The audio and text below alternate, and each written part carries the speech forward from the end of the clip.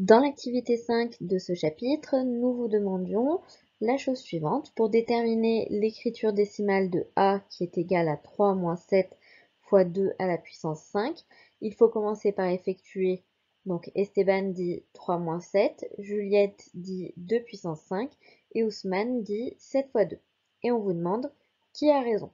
Si vous n'avez pas encore réfléchi à cette activité, je vous invite à faire pause, à prendre votre cahier d'exercice et à y réfléchir pendant au moins 5 à 10 minutes.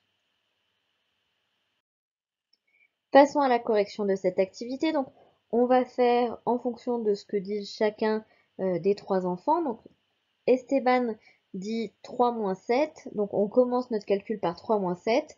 Or, on peut voir facilement que dans ce calcul, on a donc une soustraction, une multiplication et une puissance.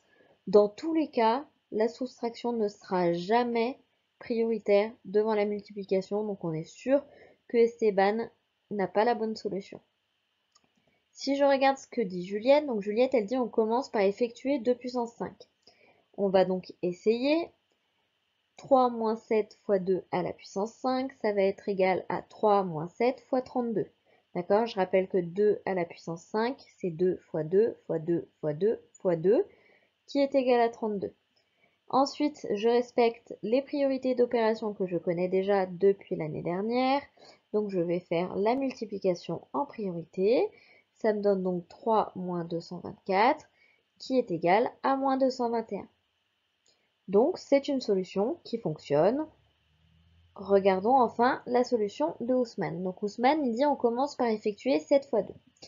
Dans ce cas-là, 3 moins 7 fois 2 à la puissance 5 va donc être égal à 3 moins 14 à la puissance 5. Et ensuite, on va effectuer le calcul de 14 à la puissance 5, donc 14 fois 14 fois 14 fois 14 fois 14. Ça va nous donner un très gros nombre, donc mes points d'interrogation, ils ne sont pas là parce que ce calcul n'est pas possible, mais ils sont là parce que la puissance 5, elle n'était là que pour 2. Sinon, on aurait mis des parenthèses autour de 7 fois 2 pour le mettre à la puissance 5. Attention, la puissance ne concerne que 2. On en déduit donc la chose suivante. Dans un calcul dans lequel apparaissent des puissances, les puissances sont prioritaires devant la multiplication.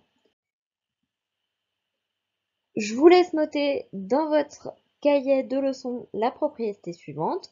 Dans une expression sans parenthèse comportant des puissances, on effectue d'abord les puissances, puis les multiplications et les divisions, et enfin les additions et les soustractions. Évidemment, s'il y a des parenthèses, on va commencer par les parenthèses. Je vous laisse à la suite de cette petite vidéo faire la correction de l'activité 5, puis noter cette propriété dans votre cahier de leçons.